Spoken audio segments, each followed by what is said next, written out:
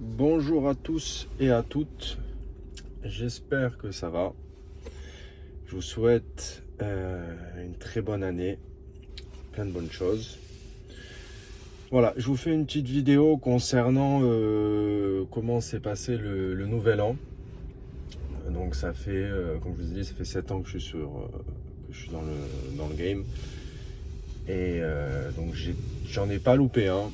J'ai essayé pas mal de façons de travailler, essayer de travailler la nuit, essayer de travailler un jour avant, essayer de travailler un jour après. Et c'est vrai que dans le sud, c'est plus ce que c'était avant. C'est plus les jours de l'an où il y avait énormément de majos, où c'était vraiment intéressant de travailler cette nuit-là. Donc voilà, moi ce que j'ai fait, c'est que maintenant avec un peu d'expérience, ce que je fais, c'est que je travaille à partir de 10 h la veille. Donc à partir de 10 h du matin jusqu'à minuit, 1 h. Donc on est sur à peu près du 14 heures de travail. J'ai réussi à faire à peu près 400 euros. J'avais que de l'appli, hein. J'avais pas de clientèle privée.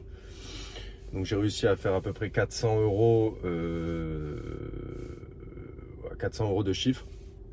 Et ce que je fais, c'est que j'arrête à 1 h 30. À 1 h, j'ai arrêté, je crois, 1 h, ouais. Et après, j'ai repris le lendemain matin tôt.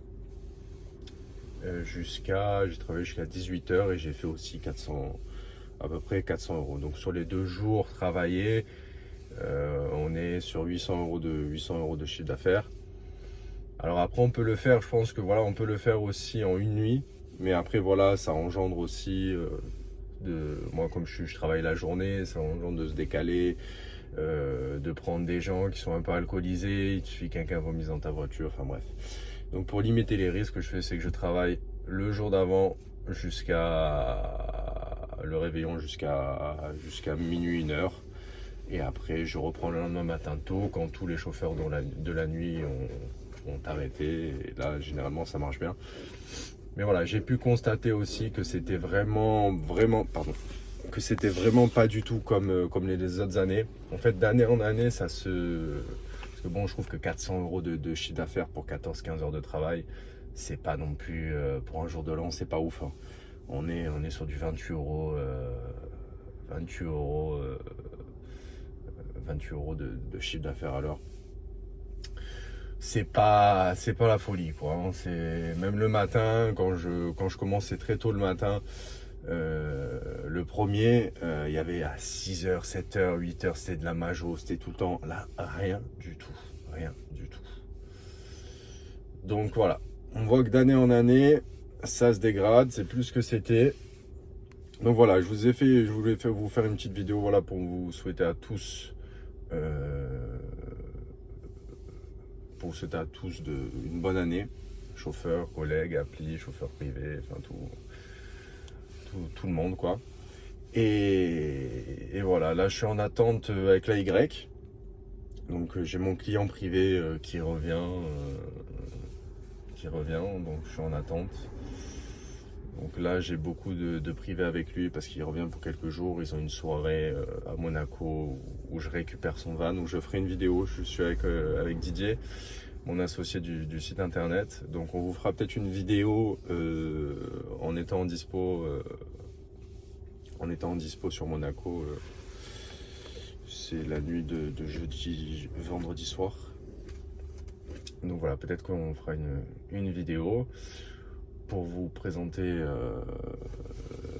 Didier, comment il est arrivé, parce que ça fait 1 an qu'il travaille en tant que chauffeur, et puis voilà, pour vous le présenter.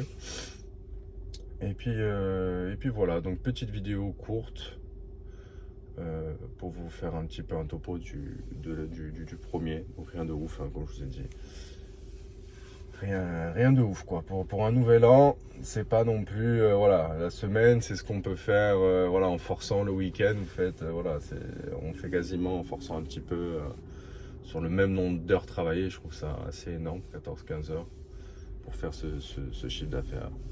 Après, voilà, on prend ce qu'il y a, on s'adapte. Comme je dis, on s'adapte. C'est pour ça que maintenant, quand je dis on s'adapte, c'est on dessert, on desserve, on desserve, on répond à la gamme X avec des véhicules X. Voilà. Et quand on a du privé, on peut sortir les modèles Y, on peut sortir les classes E, on peut sortir ça. Mais surtout, ce qui est vraiment important, je me parle à moi, hein, comme je vous ai dit, parce que je l'ai fait vraiment auparavant, je me répète encore une fois, mais au bout d'un moment, si on veut, il n'y a pas de problème, il y a du travail pour ceux qui veulent faire de l'application, mais il faut vraiment répondre avec ces gammes de véhicules-là, avec des Zoé, avec des Swift, avec des véhicules vraiment bas de gamme, parce que c'est ce qui mérite, et d'autant plus qu'on fera encore moins de concurrence aux taxis, parce que les taxis sont des véhicules berlines. Et aujourd'hui, le problème, c'est quand je regarde autour de moi, il y a énormément de véhicules modèle Y. Regardez, il y en a encore un, là je suis à l'aéroport, il y en a un qui est en train d'arriver. Modèle Y, classe C, classe E, enfin tous ces véhicules-là qui répondent à des demandes X. Mais après, je veux dire, ça devient très compliqué. Comment vous les vendre après sur du privé, ou que les sociétés privées travaillent? Si avec des véhicules berlines, on répond à des aéroports, à des tarifications complètement dérisoires, ça peut pas le faire. Je vois beaucoup de VCC qui sont là en train de se battre pour la tarification des prix, pour tout ça. Mais en fait, c'est nous qui sont en train de faire n'importe quoi. Parce que en fait, si seulement on répond avec des véhicules adaptés à la demande, que des véhicules X, à la demande X, ben, les gens vont en avoir pour leur argent. Et surtout, c'est que c'est que voilà, on ne fera pas de concurrence aux taxis, et on ne fera plus de concurrence aux sociétés privées. Là aujourd'hui, on dessert une clientèle low cost avec des véhicules berlines, et c'est au profit d'Uber, hein. C'est ce que Uber essaye de faire en fait depuis le début. Uber essaye de vous amener là où ils veulent aller sans vous le dire, et c'est ce qui est en train de se faire. C'est qu'aujourd'hui, on répond à de la gamme X avec des berlines en fait. Donc, et c'est ce que Uber veut. Uber aujourd'hui dessert 90% de ses clients X avec des berlines. Donc au bout d'un moment, faut pas... Non, il faut juste remettre les choses dans leur contexte.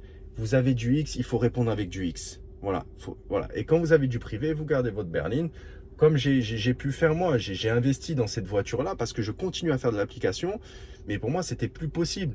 Aujourd'hui, quand tu fais un can aéroport à 50 balles avec une Zoé ou une Swift, ou 60 balles, et ben voilà, tu fais pas de concurrence au taxi, parce qu'en fait, c'est des gens, ou des sociétés, c'est des gens qui n'ont pas les moyens en fait de se payer un taxi, qui trouveraient une autre solution, mais voilà, à 30-40 euros de moins cher. Ils ont une voiture où ils peuvent se déplacer aussi, donc ça permet, il faut s'adapter avec son temps. Aujourd'hui, avec l'inflation, avec tout ce qui se passe, les gens ont de moins en moins d'argent.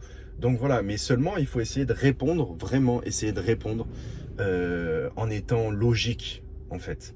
Aujourd'hui, on râle parce que la tarification, mais c'est de l'ego aussi, hein. Moi je connais plein de chauffeurs aussi où c'est de l'ego, parce que les mecs me disent, non mais moi je veux pas rouler en Zoé, je veux pas rouler en... Mais tu fais de l'application. Tu fais de la tarification basse. Et en fait, c'est ton ego qui parle après. Parce qu'en fait, t'es dans une belle voiture, t'es là, tu t'habilles très bien, limite, il y en a qui sont, limite, je vois, vous faites en costume avec de l'application, mais après, mais à ces tarifs-là, comment tu veux, en fait? Comment tu veux après de faire la différence entre le bas de gamme et le privé? Aujourd'hui, je suis avec mon client privé, la tarification n'est plus le même. Je suis en modèle Y. Bon, je suis habillé comme ça parce que je suis habillé normalement, parce que c'est mon client, que voilà, il s'en fout. Mais voilà, je pense qu'il faut vraiment remettre les choses dans le contexte. Et il faut, voilà, il faut vraiment, c'est important voilà. Les gens, quand je les prends, c'est ça qui est, voilà, je vais vous dire je vais raconter une anecdote. Les gens, quand je les prends, ils sont choqués de me voir arriver avec une Swift. Ils n'ont pas l'habitude. Et pourquoi ils n'ont pas l'habitude en fait? Parce qu'on vient toujours les chercher avec des véhicules haut de gamme. Voilà. Voilà. Moi, quand je vois un chauffeur en Prius, quand je vois un chauffeur, je dis, lui, il a compris. Voilà. Moi, j'ai compris. Avant, j'étais comme ça, mais au bout d'un moment, j'ai compris. Et c'est en fait en se réadaptant à cette gamme-là que moi, quand je les vois, quand ils sont trois avec la Swift, qu'ils sont serrés, que ça fait du bruit de fou, que, enfin, et ben après, ben ces clients-là, ben, s'ils veulent de la berline à la bonne tarification, et ben ils vont payer plus cher. Mais comment voulez-vous qu'aujourd'hui ils payent de la berline si on vient les chercher en berline à cette tarification-là? bout d'un moment, si on veut d'autres résultats, il faut un peu changer les habitudes. Hein. C'est pas en continuant comme ça, en leur offrant ça, que en fait ça va changer. Non, donnez au X qui est au X, tout simplement. Donc voilà, petite vidéo. Prenez soin de vous et puis je vous dis à bientôt. Ciao.